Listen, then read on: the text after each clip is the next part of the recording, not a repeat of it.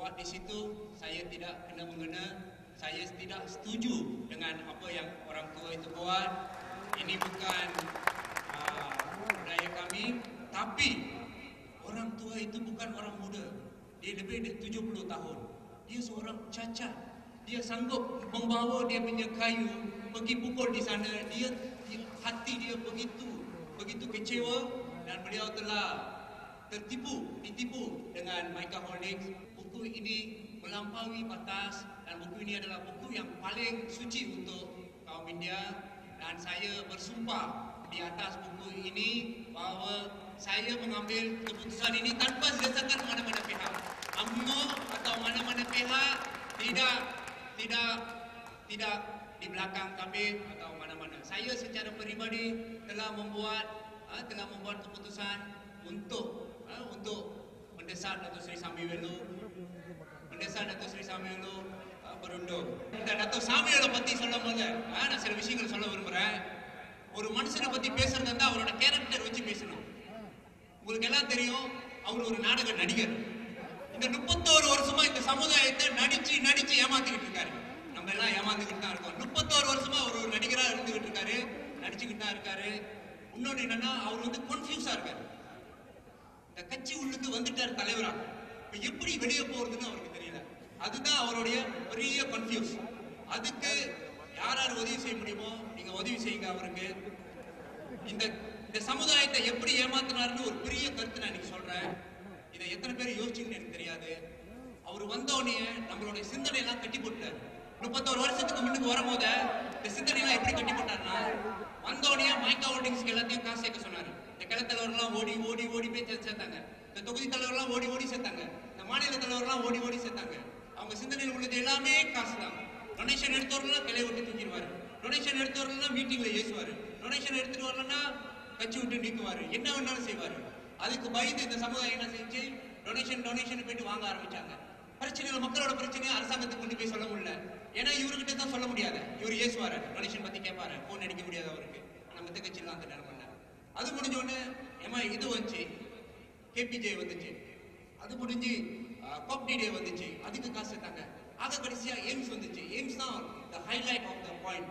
ஏன்னா 11,000 வெள்ளி, நீங்க 11,000 வெள்ளி ஒரு கிளைக்கு சேர்க்கலன்னா அந்த கிளையை தூக்கிடுவாரு. அந்த மாதிரி எத்தனையோ கிளை, எத்தனையோ மெம்பர் இந்த கட்சி விட்டு போயிட்டாங்க. அப்போ என்ன, அவர் மண்டையில் இருக்கிறது எல்லாமே தொகுதி தலைவருக்கு ஒரு கோட்டா கொடுப்பாரு, கிளை தலைவருக்கு ஒரு கோட்டா கொடுப்பாரு, மாநில தலைவருக்கு ஒரு கோட்டா கொடுப்பாரு, தேசிய உதவி தலைவர்களுக்கு ஒரு கோட்டா கொடுப்பாரு, சிடபிள்யூசி மெம்பருக்கு ஒரு கோட்டா கொடுப்பாரு.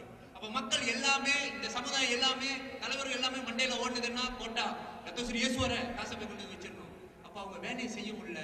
மக்கள் கிட்ட போயிட்டு மக்களோட பிரச்சனையா தலைவர்கிட்ட சொல்ல முடியல, தலைவர் போயிட்டு பிரதமர்கிட்ட சொல்ல முடியல. இதான் பிரச்சனை, மக்களோட பிரச்சனை. மேல அரசாங்கத்துக்கு எட்டல, அரசாங்கம் கொடுக்குற உதவி மக்களுக்கு எட்டல. இது ரெண்டையும் பிளாக் பண்ணது இந்த டத்தோ ஸ்ரீ சாமிவேலு தான். நீங்க எத்தனை அவர் ஏஞ்சி வேலை செய்றீங்க, எப்படி வேலை செய்றீங்க? ஒவ்வொரு தனி மனுஷனை பார்க்கறது முக்கியம் இல்லை, எவ்வளவு அளவுக்கு சாதிச்சிருக்கீங்கிறது தான் முக்கியம். இந்த 31 வருஷத்துல இந்திய சமுதாயம், இந்த இந்திய சமுதாயம் இவர் கையில ஏமாந்தது தான் ரொம்ப. துன் சம்பந்தனை வெளியே போக சொன்னது இவர் தான், எல்லாருக்குமே தெரியும். துன் வீதி சம்பந்தனை வெளியே போக சொன்னது இவர் தான். இவ்வளவு நாள் நம்ம எல்லாம் புக்கில் படிச்சுக்கிட்டு இருந்தோம். திருமதி சித்திரகலா எழுதின புத்தகத்துல அவருடைய மைத்துனர் உயர் திரு சோதிநாதன் அவர்கள் எழுதியிருக்காரு.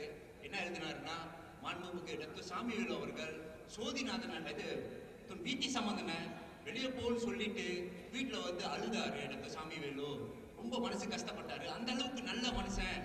டாக்டர் சாமிவேலுக்கு கூட உள்ள அவரோட மைத்துனரே அந்த புத்தகத்துல, சித்திரகலா அவர்களுடைய புத்தகத்துல எழுதினாரு. அந்த புத்தகத்தை வச்சுதான் நான் கோட் பண்ணேன். டாக்டர் சாமிவேலு அவர்கள் விதி சம்பந்தனை போன சொன்ன மாதிரி அவர் போகணும்னு நேற்று ஒரு புது கதை சொல்லியிருக்காரு. டாக்டர் சாமிவேலோட ஸ்டைலு அதுதான்.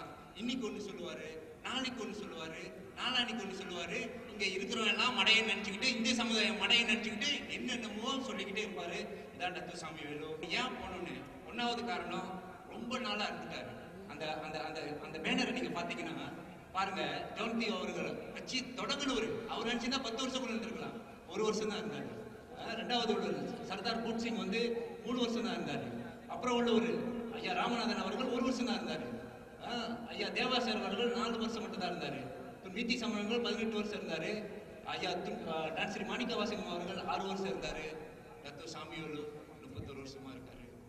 தெரியல எப்போ போவாருன்னு. உண்மையாவே சொல்றேன், நம்ம மட்டும் ப்ரெஷர் பண்ணலைன்னா, நம்ம மட்டும் ப்ரெஷர் கொடுக்கலன்னா அவர் போகவே மாட்டார். 2012 போட்டி போடுவாருன்றது வந்து என்னுடைய ஆணித்தரமான கருத்து. பையன் கையில கட்சியை கொடுத்துட்டு போவாம அவரு போக மாட்டார், வெளியே போக மாட்டார். அதான் அவருடைய மாபெரும் திட்டம். பழனிகளை தேக்க வைங்க, நல்ல மனுஷங்க, வேகமா வேலை செய்வாங்கன்னு. நான் இந்த பழனிகளுக்காக போராடினவன். பழனிகளை எல்லாரும் சேர்ந்து தேக்க வச்சோம். 2007 கொடுத்துட்டு போல, 2008 கொடுத்துட்டு போல, 2009 ஒன்றரை திடீர்னு சொன்னாரு, இன்னும் கடைசி ஒரு வாட்டி கொடுங்க இந்த பழனிகளுக்கு வாய்ப்பு, ரொம்ப வல்லவர்னு சொன்னாரு. திருப்பி 2009 தேக்க வச்சோம். திருப்பியும் அதே கதை 2010 போறோம்னு சொன்னாரு, 2011 போறோம்னு சொன்னாரு. அவர் போகவே மாட்டாரு. கட்சியோட இளைஞர் துணைத் தலைவர். இன்னும் ஒரு வருஷம் வாய் மூடிட்டு இருந்தேன்னா எனக்கு ஒரு சீட் கன்ஃபார்ம். அதெல்லாம் உங்களுக்கு எல்லாம் நாடு அறிஞ்ச கதை. பிரதமர் என்கிட்ட என்ன சொன்னாருன்னா, உண்மையா சொல்றேன், உளுசுலாம் ஒரு எலெக்ஷன் அப்ப என்னை போட்டு அடிச்ச அடி, அதுல தான் நான் வந்து ஒரு மரமா ஆனேன், ஒரு பெரிய ஒரு தூணானது காரணமே இந்த உளுசுலாம் ஒரு எலெக்ஷன். நான் போயிட்டு எவங்கிட்டையும் சீட்டு கேட்கல. இதான் உண்மை சம்பவம்.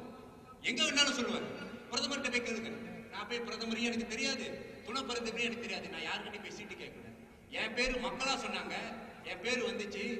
சாமிகளுக்கு பிடிக்கல, நான் வரக்கூடாது, ஒரு இளைஞர் வந்து இதுக்கு வரக்கூடாதுன்னு சொல்லி ஆர்ப்பாட்டம் பண்ணாங்க. என்ன அடிக்காத அடியே இல்லை. 3:30 மணிக்கு அறிவிக்கிறாங்க, 1:30 மணி வரைக்கும் என் பேர் தான் இருந்துச்சு. உண்மையை சொல்றேன். முக்கியமான இடத்துல இருந்து ஒரு போன் வந்துச்சு, சொன்னாங்க இந்த மாதிரி நிலவரம் இப்படின்னு. நான் சொன்னேன், பழனிகளுக்கு சீட்டை கொடுங்க, பழனிகளுக்கு சீட்டு கொடுக்க முடியாதுங்க, கன்ஃபார்மா வந்து வேற ஆள் தான் போடணும் அப்படின்ற ஒரு கட்டாயத்தின் பேர்ல தான் என் பேர் மேல வந்துச்சுன்னு எனக்கு தெரியும். இடைத்தேர்தலுக்கு பிறகு மேலிடத்துல நல்ல ஒரு தொடர்பு ஏற்பட்டுச்சு, அதை நான் ஒத்துக்கிறேன்.